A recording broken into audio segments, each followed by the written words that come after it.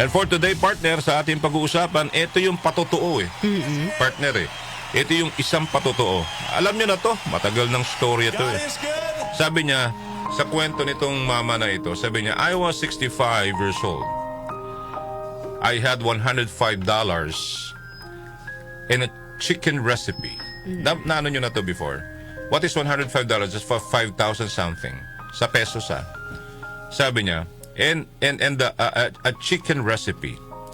And no one believed in me, but that was more than enough.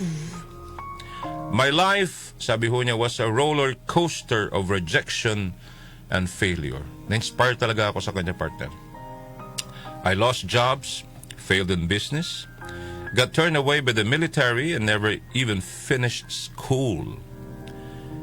By the time I was 65, I was living off a small government pension. But I had something. A fried chicken recipe I had perfected in an old gas station. So I packed up my skillets, jumped in my car, and started knocking on doors. Ano nangyari? I got rejected over 1,000 times. I slept in my car. Some days, I didn't even have enough to eat. But every time someone said no, I told myself, the next one will say yes. Na-inspire talaga ako sa kanya, partner. Sa totoo lang, pag may nagre-reject sa akin, pag nagbebenta ako ng bangus sardines ni Mama Olive, tapos yung mga produkto namin sa, alam mo na, yung online food namin, ganito yung naisip ko The next time, one will say yes sa aking pagtawag o pag-text. And it happened. Yesterday it happened. Yes, I did not expect it. Somebody from Marikina, aside from Dr. Lito Duran, patotoo po ito. May mga tinawagan ako, I was rejected yesterday for how many times? But this person, the name of Marvy, Tita Marvy Marikina, for a long, long time, I texted her. I called her. Sabi niya, Sir, tumawag ka. Nag-order siya yesterday. Thank you, Lord. One day, someone did. A small restaurant agreed to give my recipe a try. And the madness began. Today, sabi niya, KFC is in over 150 countries, and my face is printed on millions of boxes around the world. All because I refused to quit when no one else believed in me. I was never the youngest, according to Colonel Sanders. Never the smartest. But I was the one who never gave up. That's why, never give up, don't quit. So if you're down right now, maybe that's exactly where your real story begins. Age doesn't matter, sabi ho niya. Failure doesn't matter. The only thing that matters is not stopping when your heart tells you, keep going. Do not stop, mga kaibigan. Yun po yung gagawin po natin. Alam mo, partner, even if we look at, tingnan natin ho, yung sinaunang panahon, even ho yung mga mahal ng Diyos, pinagkatiwalaan po niya, even yung mga propeta, mga kaibigan. You can read it sa Romans 8:28. No one in the Bible had a smooth or easy life. They all had struggles, they had hardships, they cried, questioned, and endured pain. The idea that life should always be sunshine and rainbows isn't rooted in Scripture. Walang ganun, partner Hindi ba? Look at this one. Yung mga minahal ng Diyos, yung mga naging propeta, nakausap ang Diyos, David didn't have it easy. Esther didn't have it easy. Paul didn't have it easy. Moses, the great Moses, didn't have it easy. Mga kapatid, Noah didn't have it easy. And the list goes on and on. Even Jesus, Mga kaibigan, ang Panginoong Jesus warned us that following Him would be challenging. Totoo naman, partner, di ba? But He also promised it. He also promised it would be worth it. Dahil hindi ho dito ang tunay na natin what do you call this? Hindi ho dito sa lupang ito ang tunay na bahay po natin o buhay po natin.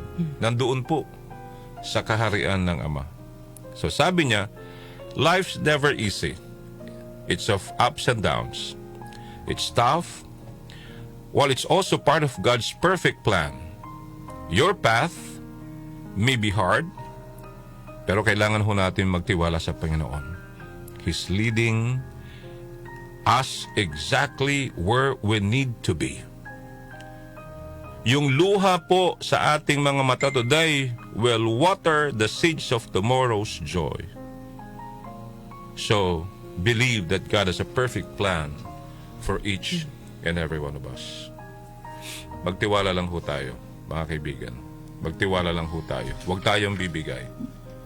Because God is already making a way for all of us if we are going to claim it. So stop worrying, don't quit, never give up. Why? Partner, He has done it before. Nagawa niya na ho before. And He will do it again. If, diba, we truly have that what you call faith. Tiwala at pananampalataya ng buo, partner. Kung nagawa nga sa isang tao Kung maniniwala lang talaga tayo, walang imposible sa Diyos, mga kaibigan. I've tried it so many times in my life. Sabi ko, by Lord God, grabe ka, sabi ko. Totoo yan, partner. Grabe ka, sabi ko. Patotoo po ito, mga kaibigan. Hindi ho tayo mayaman na tao Honest to goodness po yan. Ikinakayod ho natin ang ating pamilya. Hindi ba ba? Amen ba yun? Amen. Pero pag pinagdarasal ho natin, alam mo yun, partner, yung that very moment nagkakaroon ng solusyon yung ating pong mga problema, struggle sa buhay. Kung ginising po tayo ng Panginoon ngayong araw na ito, ibig sabihin lamang po may purpose pa tayo sa buhay. May mission pa tayo sa buhay na ito. Ano man ho ang nasa puso po natin, trust God or trust that God is in control.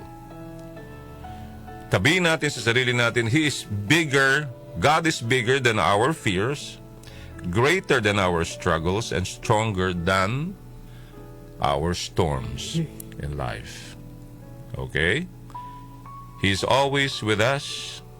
He fights for us. And He will calm our heart. That's why for today, ang sasabihin lang po natin is have faith, hold on unto our hope, and trust His perfect timing. I keep on saying this for how many days already because nararamdaman ko na napakarami sa atin ngayon ang talagang ang inaasahan na lamang po ang Panginoong Diyos. Kung ano po yung mangyayari, milagro po sa buhay nila. Always, di ba? God's timing is so perfect, mga kaibigan. At ipinaparating ng Panginoong Diyos, I was praying actually earlier. Ano pong sinasabi niya? Na pinaparating niya na mahal niya tayo. All we need to do is have faith. Diba? Have faith. Maniwala tayo and trust God above all. Yun lang. Galing sa puso ho yan, mga kaibigan. Totoo po ito. Totoo po yung sinasabi ko. Diba? Siya lamang ho ang tanging makapagbibigay sa atin, makapagpapalaya sa atin sa kadiliman, magbibigay ng ilaw po natin sa buhay. At sa pangako niya na hindi niya ho tayo pababayaan. You see, ano man ang nangyayari po sa atin, mahal pa rin niya tayo Look at yourself. Di ba? Tignan niyo yung sarili niyo sa salamin. Mahal niya ho tayo. Pag hindi niyo na nakita ang sarili niyo sa salamin, hindi ko na alam. Di ba? Subukan niyong mawala ang Diyos sa buhay niyo isang araw. Hindi ko lang alam kung ano mangyayari. Mga kaibigan, yun lamang po. Amen? Amen. Amen to that. Maraming salamat po sa inyong lahat.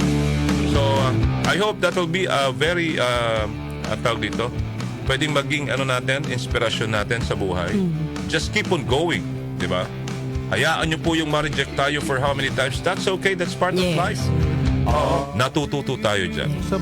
Kaya nga sabi ko sa sarili ko, may kanya-kanya tayong panata. Amen? Amen. Yung iba may panata na they really have to go to Quiapo every week. Yung iba sa Antipolo Church, yung iba naman sa Manawag. Sa mga Katoliko may mga panata. Yung iba naman ang panata nila is namumudmud sila, hindi naman nagdo-donate sila. Yung iba naman ay feeding program, something like that. Those are panatas eh. 'Di ba na pinangako mo sa Diyos? Alam mo kung ano pangako ko sa Diyos? Habang nandito ako sa estasyon na to, hindi mawawala ang food for the soul and sharing the good news of our salvation and the Word of God. Amen? Amen.